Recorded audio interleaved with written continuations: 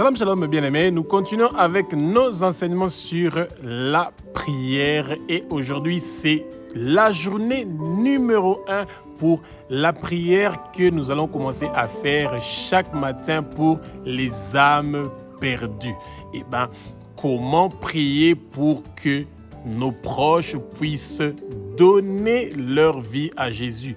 Comment prier pour que nos proches puissent venir vers Jésus-Christ de Nazareth? Bien-aimés, vous avez eu cette grâce-là. Ce n'est pas par vos propres efforts, c'est par la grâce de Jésus, par sa volonté que vous avez accepté aujourd'hui Jésus comme Seigneur, Sauveur et Maître de votre vie. Vous avez cru que Jésus est le Fils de Dieu, qu'il est Dieu, qu'il a versé son sang sur la croix de Golgotha pour que vous soyez sauvés, que vous ayez la vie éternelle, pour que votre nom soit inscrit dans le livre de vie de l'agneau et que vous puissiez avoir la vie éternelle, bien-aimés.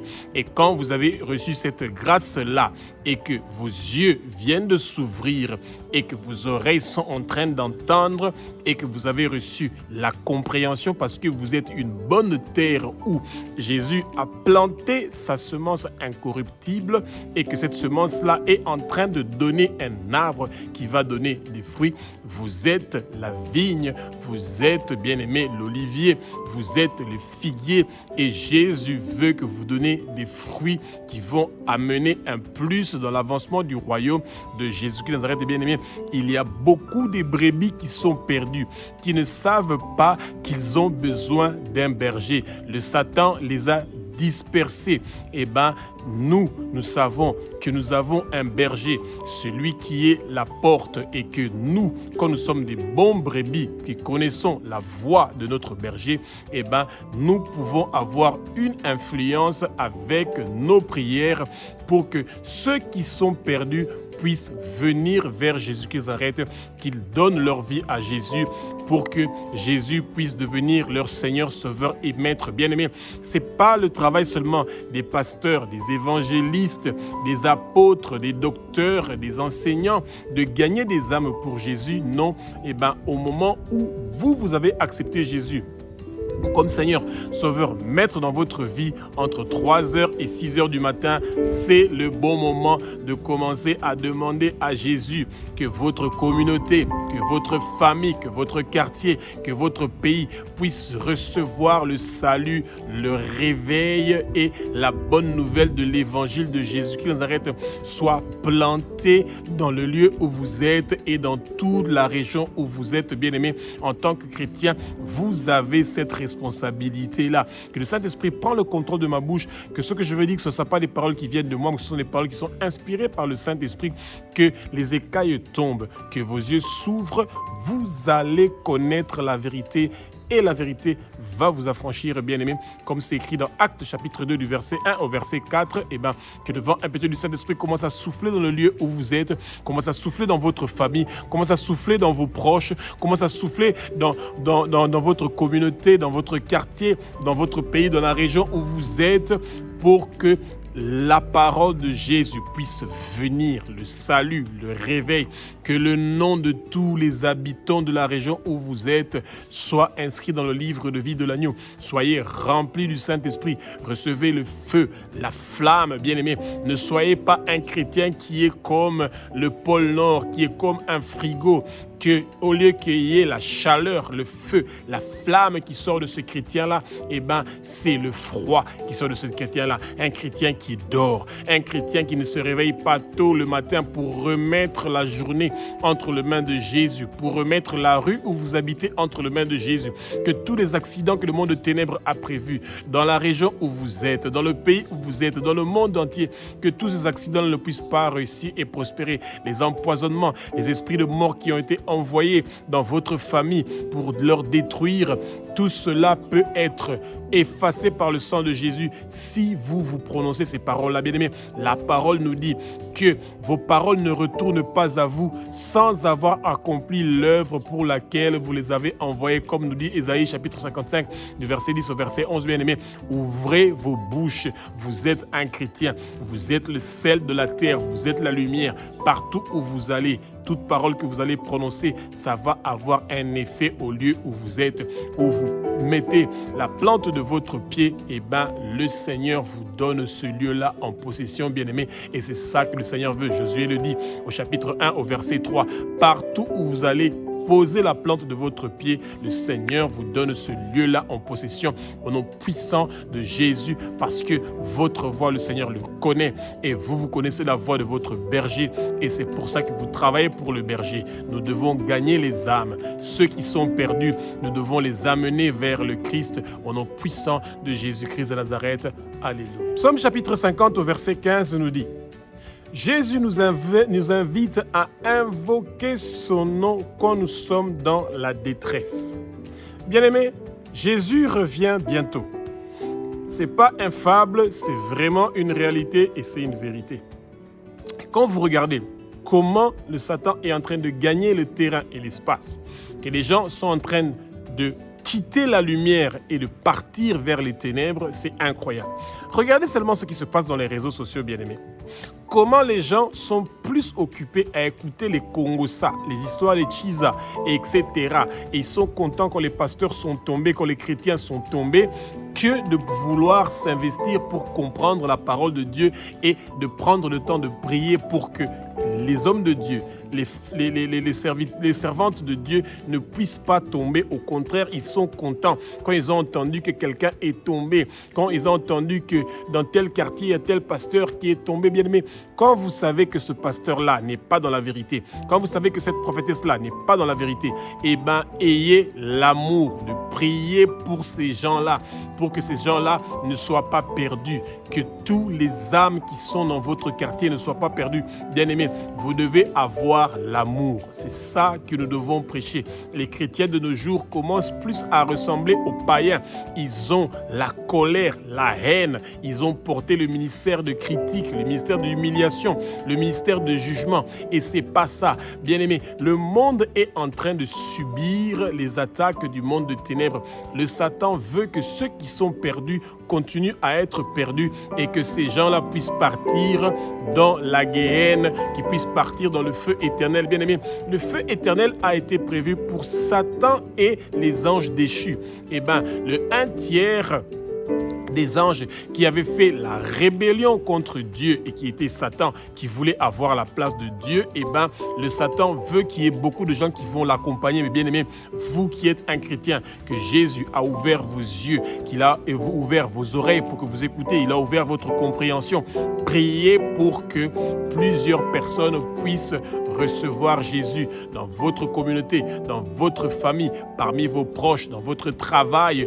Bien aimé, c'est seulement avec la prière, en commençant à prier pour que les autres puissent recevoir l'évangile, le réveil, le salut, la bonne nouvelle de Jésus de Nazareth, que ces semences-là incorruptibles que Jésus va planter dans ces gens-là vont commencer à avoir un effet. Genèse chapitre 1 au verset 3 nous dit ceci: eh bien, l'Esprit de Dieu mouvait au-dessus des eaux, mais Dieu dit que la lumière soit et la lumière est venue. Eh bien, Dieu veut que vous ouvrez votre bouche et que vous puissiez dire qu'aujourd'hui, le salut, le réveil, la bonne nouvelle de Jésus vient dans ma famille, vient dans ma maison, vient dans mes proches, vient dans ma communauté, vient dans mon quartier, vient dans mon pays bien-aimé.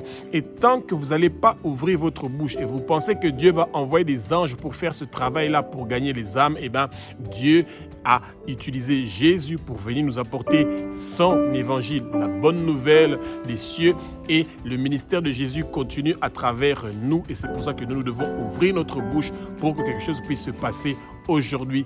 Tôt le matin, priez pour le salut de vos proches. Priez pour le salut de votre quartier, de votre communauté.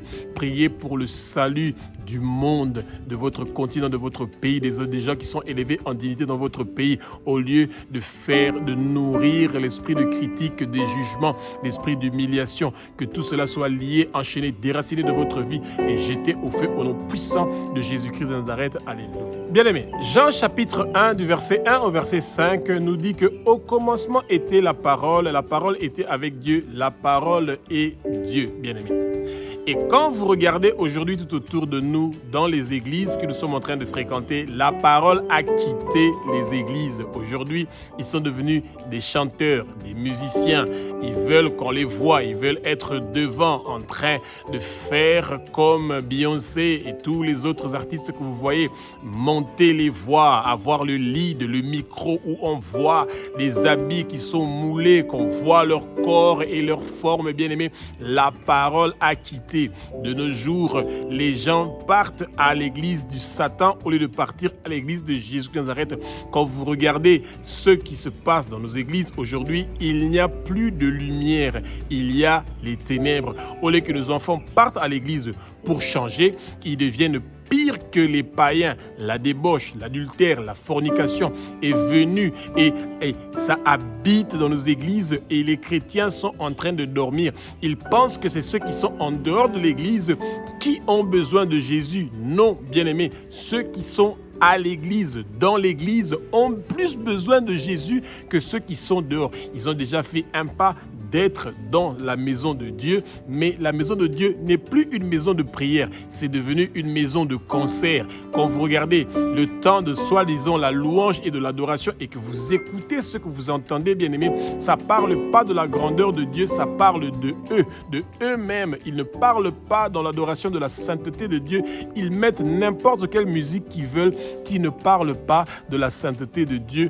Bien aimé, il y a beaucoup de brebis qui sont perdues et comme nous les chrétiens, nous sommes le sel de la terre, nous sommes la lumière et il y a ceux qui n'ont pas encore fléchi leurs genoux devant Baal, et bien ceux-là, ils doivent se mettre au travail. Nous devons prier, nous devons avoir l'amour pour que ceux qui sont perdus, les âmes qui sont perdues, puissent revenir à la parole, pour que les gens puissent revenir à la soif, au désir de la parole, bien-aimé. Un chrétien qui est déjà 3 ans converti, qui n'a toujours pas lu toute la Bible, mais connaît toutes les musiques de leur chantre, de leur église, de leur chorale, eh bien, il y a un souci. Comment tu peux vouloir aimer les paroles de la créature et de refuser d'avoir les paroles du Créateur? Il y a un souci. Le peuple de Dieu a des difficultés. Ils peuvent écouter la musique des créatures pendant des heures, pendant toute la nuit, pendant toute la journée, mais ils ont des difficultés à lire la Bible à haute voix. Bien aimé, quand vous lisez la Bible à haute voix, il y a ce vent qui apporte vos paroles et qui part dans les endroits où vous ne connaissez pas. Même les endroits les plus cachés, quand vous lisez les évangiles, quelque chose se passe au nom puissant de Jésus. Les guérisons, les miracles, les changements, les transformations se passent parce que vous lisez la parole à haute voix et que quelque chose est en train de se passer. Mais quand vous avez retenu toutes les musiques de vos chantres, de vos musiciens, etc., eh bien, bien aimés, ils ont leur ministère et ils savent ce qu'ils sont en train de faire. Vous, vous êtes appelés à prier pour que les âmes qui sont perdues puissent venir à la parole, qui puissent recevoir la parole qui va amener un changement et une transformation de leur vie. Tôt le matin, entre 3h et 6h du matin, c'est le moment de prier pour les âmes qui sont perdues, que vos proches puissent venir recevoir la parole de Jésus. Alléluia. Jean chapitre 1 du verset 1 au verset 10, bien-aimés. Jésus-Christ de Nazareth invite les nations. Il nous invite aussi, nous qui sommes les chrétiens, qui sont les chrétiens nés de nouveau. Jésus nous invite à parler aux autres pour qu'ils puissent croire que Jésus est le Fils de Dieu, qu'il est Dieu, qu'il a versé son sang sur la croix de Golgotha pour leur sauver et qu'ils puissent abandonner leurs péchés et qu'ils se tournent vers le Seigneur. Et ça, c'est le message, bien-aimé. Les chrétiens de nos jours sont plus entrés dans la musique, dans la lumière du Satan. Là, tout ce qui est en train de briller dans les clips, dans les concerts payants, etc., bien aimés, ils sont sortis de la parole. La gratuité de l'enseignement, la gratuité du message du Christ a quitté. Aujourd'hui, les gens qui partent même pour servir Dieu, ils partent pour des raisons financières, parce que les chrétiens vont leur donner de l'argent, parce que les chrétiens vont donner de l'argent pour supporter leur album, leur musique, etc. Et bien aimé, bien-aimés, regardez la vie de nos chantres, regardez la vie de nos pasteurs, regardez la vie de nos apôtres, de tous les gens qui sont en train de nous encadrer, bien-aimés. La parole a quitté leur cœur et c'est pour ça que nous, les chrétiens, nous qui sommes le sel de la terre, la lumière, prions pour que l'ordre puisse revenir dans le corps du Christ.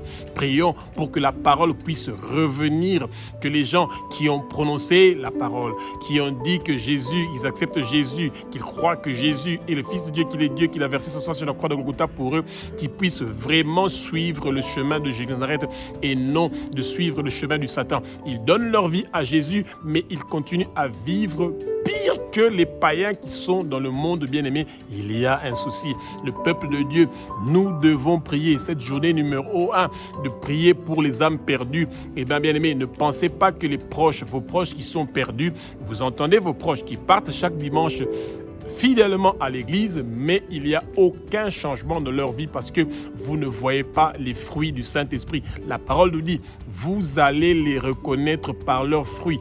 Et quand vous voyez qu'il n'y a pas de fruits du Saint-Esprit qui sont en train de devenir matures, de grandir dans la personne que vous voyez dans vos proches, eh bien, mettez-vous à genoux.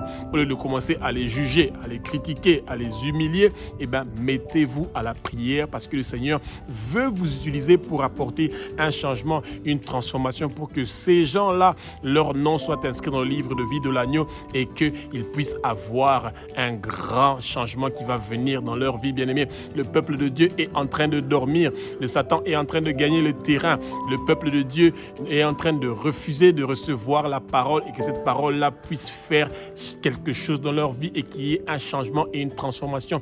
Mais Jésus est en train de réserver une surprise au monde des ténèbres.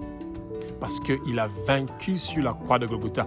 Il a fait un travail complètement complet, parfaitement parfait pour que tout genou puisse fléchir devant lui.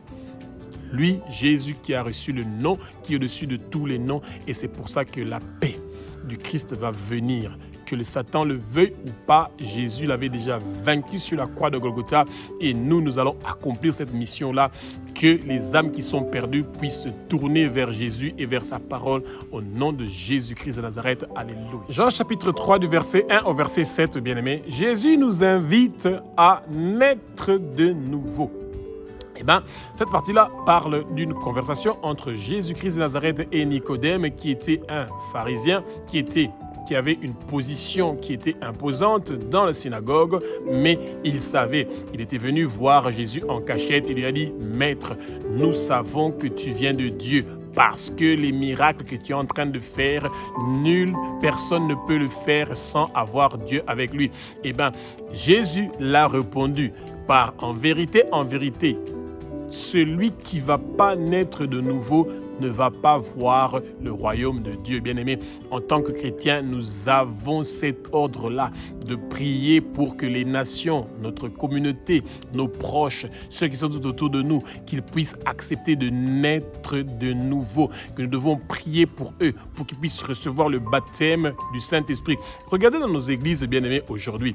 Eh bien, quand vous regardez dans Actes chapitre 8, eh bien, Philippe avec l'eunuque éthiopien, bien-aimé, eh bien, Philippe a apparu à l'eunuque éthiopien et directement, il lui a parlé du Seigneur. Et quand ils ont vu l'eau, l'eunuque éthiopien a dit à Philippe, « Qu'est-ce qui nous empêche que je puisse recevoir le baptême ?» Eh bien, l'eunuque éthiopien a reçu son baptême et il a fait son chemin. Et Philippe aussi a disparu, bien-aimé. Quand Pierre est venu à la maison de Corneille, eh bien, il a commencé à parler de Jésus-Christ de Nazareth. Tout le monde a commencé à parler en langue. Ça veut dire qu'ils avaient reçu le baptême du Saint-Esprit. Et qu'est-ce qui pouvait les empêcher de pouvoir recevoir le baptême de l'eau? Mais de nos jours, les églises sont devenues des lieux où ils doivent d'abord expliquer longuement, 3 mois, 4 mois, 5 mois, 6 mois, en train d'expliquer beaucoup de choses avant que les gens puissent entrer dans l'eau. Eh bien, bien aimé, quand quelqu'un accepte Jésus et qu'il dit qu'il est le Fils de Dieu, qu'il est Dieu, qu'il a versé son sang sur la croix de Golgotha pour moi, eh bien, il a le droit d'avoir le baptême, d'entrer dans l'eau et de sortir. Il est né de nouveau. Bien aimé, quand vous êtes en train de prier prier pour que les gens puissent recevoir Jésus de Nazareth comme Seigneur, Sauveur et Maître de leur vie, disez directement que reçois le baptême du feu du Saint-Esprit. Reçois le baptême du Saint-Esprit parce que le Seigneur vous donne cette autorité-là de pouvoir prier pour que les gens puissent recevoir le baptême du Saint-Esprit. Et après, s'il y a une église où ils vont partir, où on va les baptiser, cette chose-là viendra après. Mais vous avez besoin de naître de nouveau,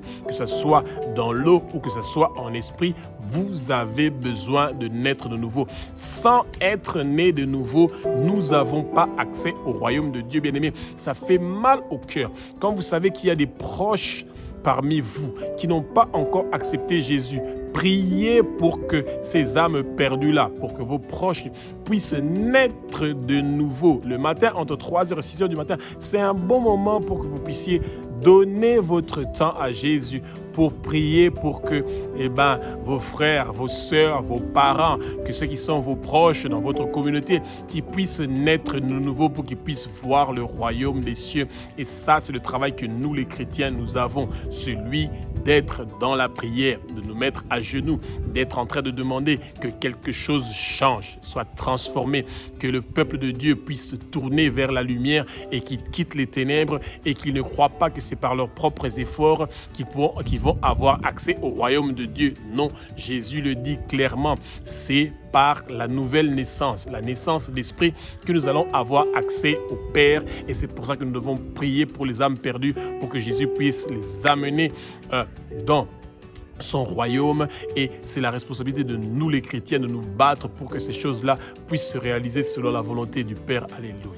Nombre chapitre 21 du verset 7 au verset 9, bien-aimés, Israël avait commis une rébellion. Il s'était rébellé contre Moïse et contre Dieu, et Dieu a envoyé des serpents venimeux, des vipères pour mordre, et il y avait un ravage incroyable à cause de leur rébellion. Bien-aimés, nous devons prier pour les brebis perdues, nous devons prier pour les âmes perdues, parce que jamais dans le monde on a vécu une rébellion comme ce qu'on est en train de vivre aujourd'hui. Regardez les guerres partout, entre la Russie et l'Ukraine, plus de 55 000 personnes qui sont mortes, plus de 140 000 personnes qui sont mortes. En Iran, les gens sont en train de mourir. Entre le Congo et le Rwanda, les gens sont en train de mourir.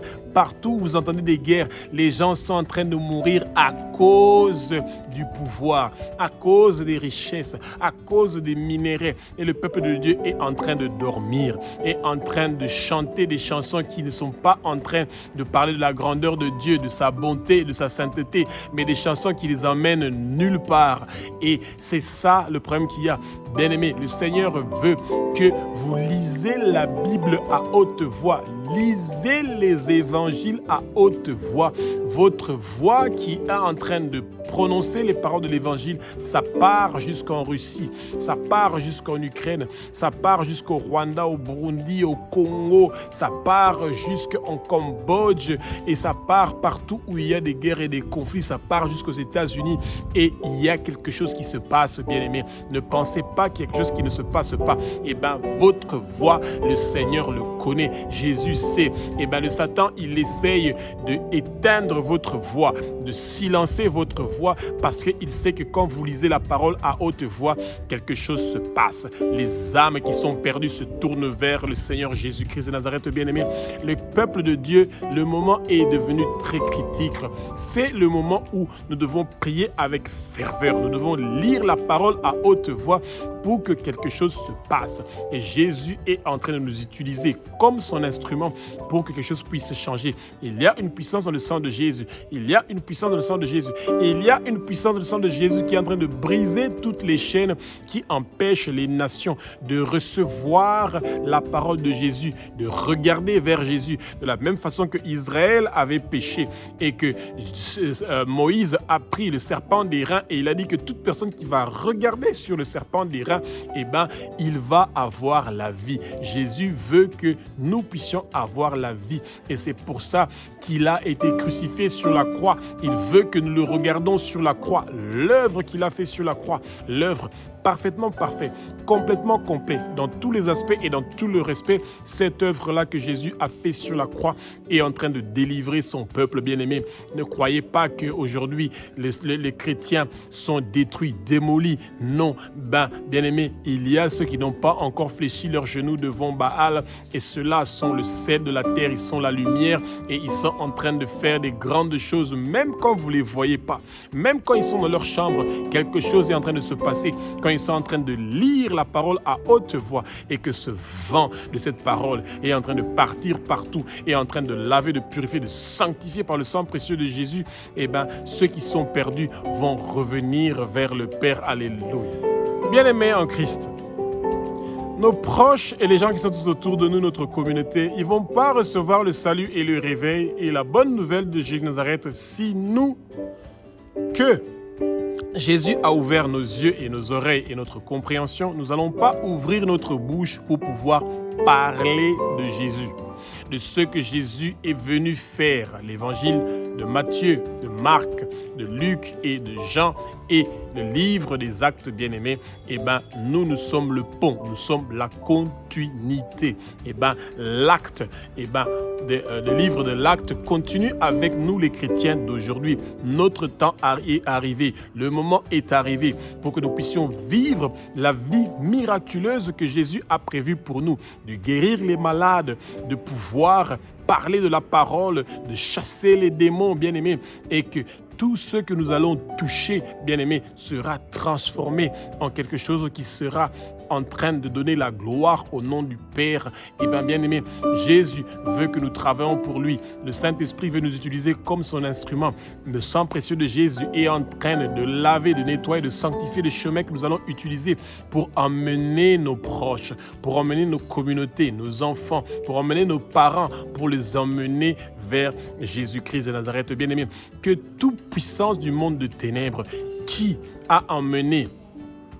emmène des obstacles, des blocages, qui est en train de mettre des écrans pour que vos parents, votre famille puissent recevoir Jésus-Christ comme Seigneur, Sauveur et Maître dans leur vie. Tout cela est brisé, détruit, démoli au nom puissant de Jésus de Nazareth. Tous les liens ancestraux, tous les liens générationnels qui ont été signés avec le Satan pour empêcher que dans votre famille vous puissiez recevoir Jésus, tout cela est brisé, détruit, démoli au nom puissant de Jésus de Nazareth. Bien-aimés, vous avez aujourd'hui la victoire et la réussite, le triomphe, parce que votre prière en cette journée numéro 1 est en train d'emmener les âmes dans le royaume de Jésus de Nazareth. Bien-aimés, n'attendez pas seulement de recevoir votre miracle, votre témoignage, votre bénédiction. Non, mettez-vous au travail, lisez la Bible, étudiez la parole, priez, fuyez le péché, et vous allez voir comment le Seigneur va vous utiliser pour faire un grand travail pour le royaume de Jésus de Nazareth.